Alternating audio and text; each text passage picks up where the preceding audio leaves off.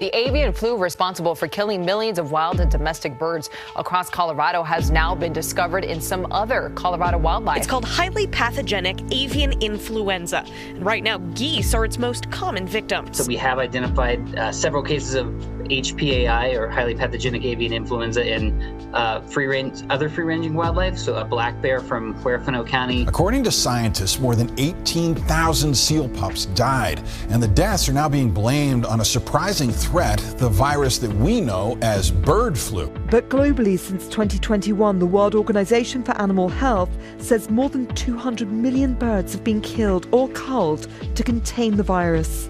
It's seeing the worst ever outbreak. There have been cases where the virus spreads from infected birds to mammals.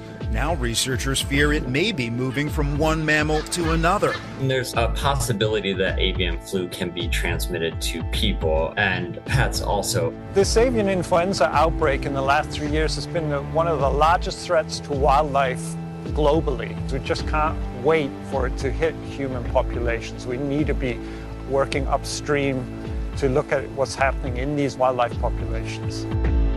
H5N1, also known as avian influenza, bird flu, or HPAI, which is highly pathogenic avian influenza, is in every corner of the world, except ours, so far. But that could be about to change. It's only a matter of time, we think, until the virus does get to New Zealand.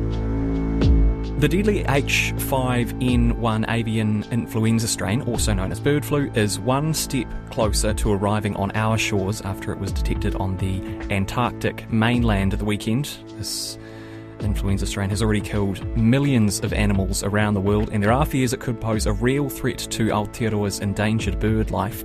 It could also, depending on how the virus has mutated by then, be the next big human pandemic. I think that H5N1 right now looks like the thing that we're most aware of that could potentially become a pandemic or an epidemic among humans.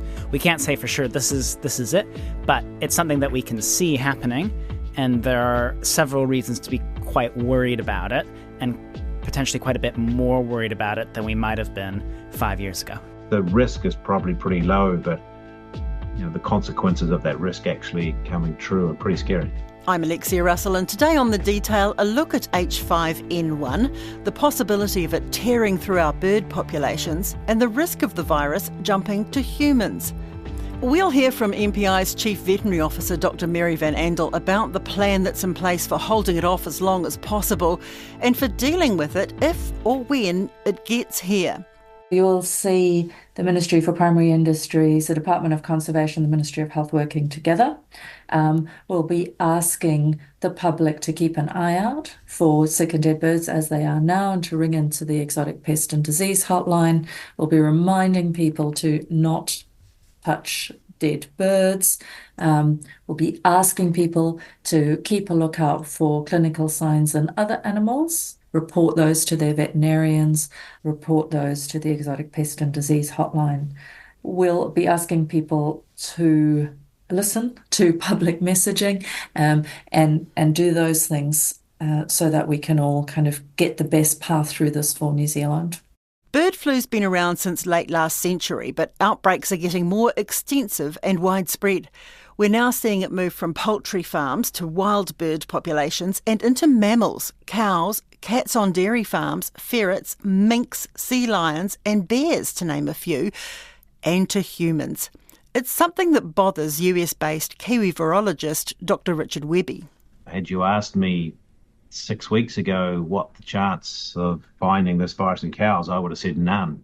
So it's a completely new event for us. We think we know this virus, and then sort of something happens next week that teaches us that we didn't really know anything about it. So it still would rather be inside a bird replicating than anywhere else. But anytime it does get into a mammal, that at least theoretically gives that virus a little bit more opportunity to change and perhaps be a little bit more mammal-like, a little bit more able to infect mammals, including humans. And Otago University evolutionary biologist and virologist Professor Gemma Geoghegan. What's changed in this virus in particular is the genetic code is switched so that it can now infect a broader range of host species. And so it's enabled the virus to spread globally. We're the last remaining continent where the virus hadn't been found yet. Newsroom journalist Mark Dauld first wrote about the virus over a year ago, asking in a headline, is New Zealand ready for the next pandemic? It's worth noting that I wasn't necessarily saying we know exactly what the next pandemic will look like or when it might happen, but we know that there will be one at some stage, right? It doesn't have to be this year or next year or even this decade, but this is the sort of thing that happens in the world, just like the next earthquake, particularly down here in Wellington. You know, it's going to happen, and so there's a value to being prepared in general, but also being alert to what the threats might be, what we might need to be looking out for as an early warning of, hey, maybe this actually looks like it could turn into a pandemic.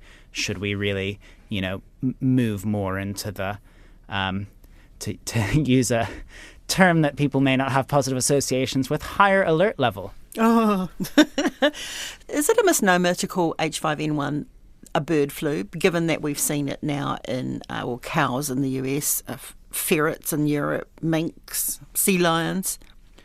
It's probably not unfair to call it a bird flu. It originated in birds. It's still, birds are the majority of cases worldwide for this virus. And if you think about swine flu and the 2009 pandemic that we had, we called that swine flu kind of all the way through, although scientists did also use the technical term of H1N1, I think it was, which may be a bit more precise.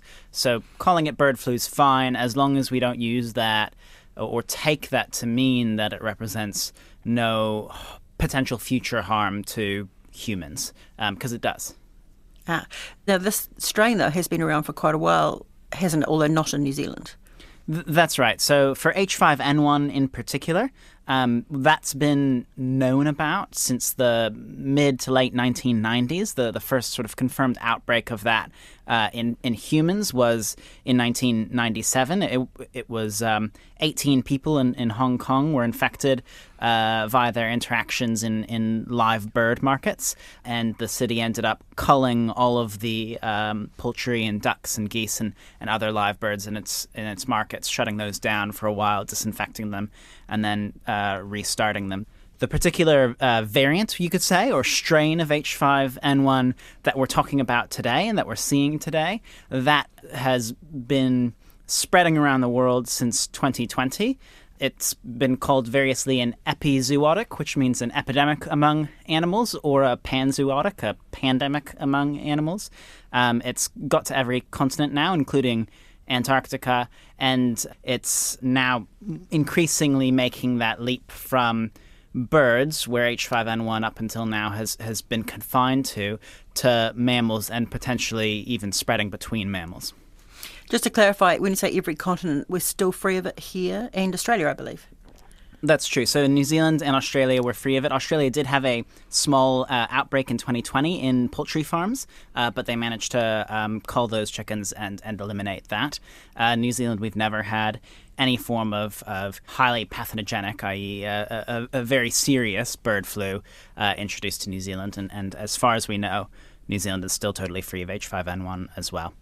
And is that biosecurity or is that geographic isolation? It's a bit of both. So it's been found in two different locations in Antarctica, both just south of the southern tip of South America, if you can kind of imagine that in your head. So a decent distance from New Zealand still. It has previously been detected on the islands between South America and Antarctica over the past few months, but this is the first time that it's been confirmed on that mainland. So it's alarming, but it's not all that surprising given how geographically widespread this virus has become now globally. And that's among wild birds.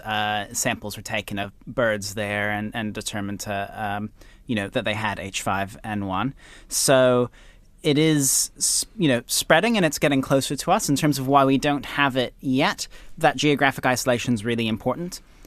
One of the ways that H5N1 spreads, and avian influenza in general, is that it spreads quite well in ducks, which can catch it, they can transmit it, but they very, very rarely have any negative symptoms themselves from it. The good thing for New Zealand is we have very few migratory duck species. In fact, none that come from overseas. Very occasionally we'll get a duck blown over from Australia, but that's not a real worry for us. And in the species that we do have migrating between New Zealand and other countries, including countries where there are H5N1 outbreaks, such as in East Asia and Southeast Asia, those species are very likely to, if they catch this H5N1, die before they actually make it to New Zealand. So that's sort of a silver lining, I guess you could say. So we're talking about like godwits and gannets? Definitely godwits, those sorts of seabirds and shorebirds. H5N1 is being detected in seabird colonies and shorebird colonies, and a lot of those species are migratory and they come to New Zealand. But the current sort of scientific advice is any given bird that is infected with H5N1, when it leaves, say, China, the time it takes for it to get to New Zealand, it would die of the virus before it gets here. And then we also do have our biosecurity requirements. We don't import, for example, raw milk from anywhere. We only import cheese based on raw milk from Switzerland and the EU, and that's subject to pretty strict biosecurity controls. We don't import live poultry or live cattle, and we have quite strict testing whenever we do find ourselves importing eggs as well. And so you've got those protections at the border around biosecurity, and we've got the benefit of the geographic isolation protecting us from wild introductions. But internationally, concern over H5N1 is ramping up. Experiments confirmed in 2011 that the virus could mutate to spread between mammals. There was a large outbreak on a mink farm in Spain last year. And now in the United States, we have it transmitting between cattle, and the genome of that virus, which has now been sequenced, does show one of those mutations that makes it easier for it to transmit between mammals, has been sort of naturally acquired through making that jump to cattle and then starting to spread among the cattle. There is a real possibility that this is a virus that could never be a successful human pathogen. I don't necessarily buy into that myself. I think this is a virus that, again, it's very much a bird virus, likes to be in birds, but given the right opportunities, then it could make that transition. That's virologist Dr. Webby again. So what happens? What is the danger to the cattle and then to us? So the danger is twofold here. One is the impact on animals from a conservation, biodiversity perspective, and economic perspective when you've got things like cattle or poultry that we farm, for economic productivity and agricultural production, potentially threatened by this virus. And then there's a separate but related threat of the more this virus spreads, particularly among mammals, the more natural selection acts on it to get better at spreading among mammals. So we saw this with COVID, where, particularly these ongoing little Omicron variants that we keep getting, that they're each a little bit better than the last one, and that can spark a little bit of a wave. That's just happening because the virus is still spreading, and as long as it's spreading, it's in this evolutionary environment where it is challenged to acquire mutations that make it easier for it to spread. When the virus is spreading just among birds, that's not as big a deal for us as mammals because they're different enough from us that there's not a selection pressure on the virus to acquire mutations that can, harm us. But now it's in cows, and the risk of an outbreak that is completely uncontained is that that's just more opportunity for it to get better and better at transmitting, in this case, between cows, which are different from people, but much more like people than a bar-tailed godwit, for example. But it's those godwits that fly in from the Arctic Circle, as well as seabirds on our sub-Antarctic islands, that the government has an eye on. The thing about the godwits, it is interesting, isn't it? The godwits have come here every year forever, haven't they? And highly pathogenic avian influenza hasn't come with them. The change that we've seen is that as the disease has been able to persist in wildlife and has tracked down South America and got into the Antarctic Peninsula and onto the Antarctic continent, that means that the distance to travel has changed, hasn't it? So it seems as if this incursion of the disease into the Antarctica is where we need to be keeping our attention. MPI's Mary Van Andel says we've seen this virus change. So instead of being restricted to chickens and other farmed birds, it's spilled over into wild populations, which means we've had to think differently about how to manage the disease. So what we're dealing with here, differently to a lot of other biosecurity threats, is that it's most likely not going to arrive here with human activity. If it does arrive here, the most likely way it would come would be with migrating wild birds. And what scientists have told us is that they expect the disease to spread around from the Antarctic Peninsula, where it's been detected in February this year, and spread around the Antarctic continent. And what we know is that birds from the Ross Sea area do come to New Zealand. And have they put a timeline on that? I think we've heard quite a lot of different estimates about how the disease might move around Antarctica, but what we don't have is a continuous presence of humans to observe and scientists to observe in Antarctica. And so what we really need to do, in my opinion, is remain vigilant and keep on preparing, working on our plans here in New Zealand. You know, up till now, New Zealand, Australia, and the Pacific remain free from this strain of highly pathogenic avian influenza. But as it moves, we need to remain alert and continue to prepare ourselves. So where are the front lines? I mean, would you, for instance, be sending testing kits down to scientists down at Scott Base? So we've been working with our colleagues from the Department of Conservation who have presences on our subantarctic islands for more than a year now and have sent test kits to them. And, you know, when they see unusual mortality events, they do sample those, investigate those and take the relevant precautions. So that is an activity that we're doing. We're very connected to the different scientists from the various universities who are doing work on the ice in the season when that's possible. And all of those scientists are well informed about how to report a case, how to sample for a case, and also how to stop the spread of disease that might be linked to their activities. Right, in terms of just looking at birds for the moment, I mean, obviously New Zealand particularly vulnerable. We already have a great number of species on the brink of extinction. How disastrous could it be if this strain of avian flu arrives? So we have observed severe impacts on biodiversity and native wildlife in other parts of the world. And for that reason, our scientists here and our colleagues at the Department of Conservation are working on what measures we could take to try and limit those measures. But certainly, as you said, very possible to have severe impacts. And we're in a kind of unique situation because highly pathogenic avian influenza hasn't been this far south. Previously, wildlife here haven't been exposed to it. And so really, it's, as we've talked about for the possibility of it coming into New Zealand, we need to, be very vigilant and take measures that are possible for us. But, management options are limited because avian influenza in wild birds isn't something that's going to be able to be eradicated. DOC is trialling vaccines on captive bird populations, but the whole thing's tricky. They need to be caught first, then given 2 doses 1 month apart, and the immunity doesn't last forever.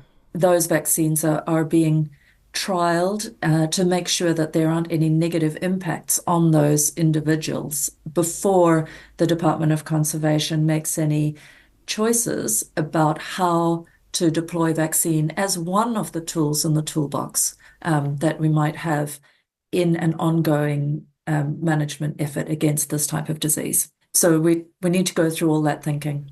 How far advanced is that thinking? I mean, have you been able to map out likely scenarios, or is it a bit of a mystery as to how it will play out?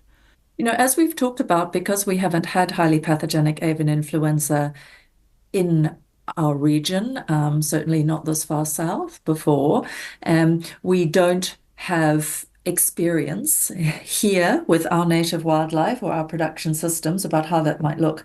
one of the things that we do have, because of our geographic isolation, is we have been able to be in contact with our colleagues in those countries where this has happened. And we've been able to ask them questions, we've been able to learn from them what has worked, what has not worked, what would they do differently. And so we're certainly taking advantage of those opportunities to figure out what a good plan for New Zealand might look like.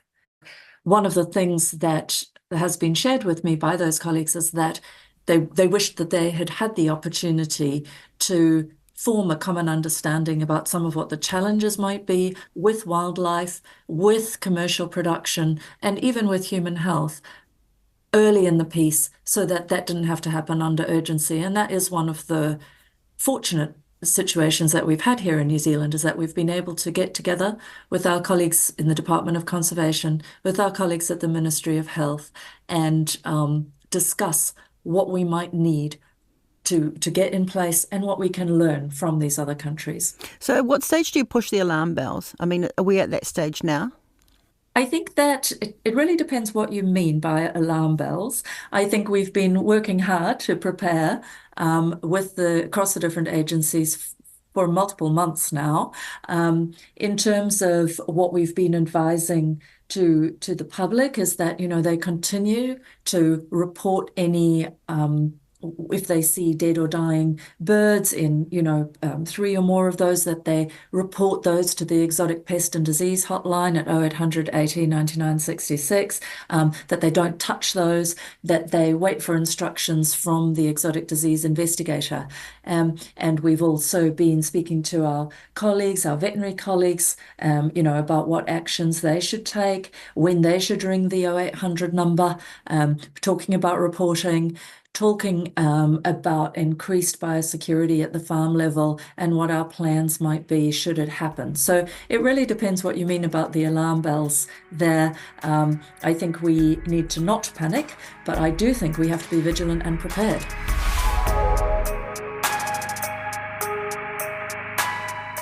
That's it for today. The details supported by RNZ and New Zealand On Air. Thanks to Dr. Mary Van Andel and Mark Dulder. This episode was engineered by Jeremy Ansell and produced by Phil Vine. I'm Alexia Russell. Ka kite.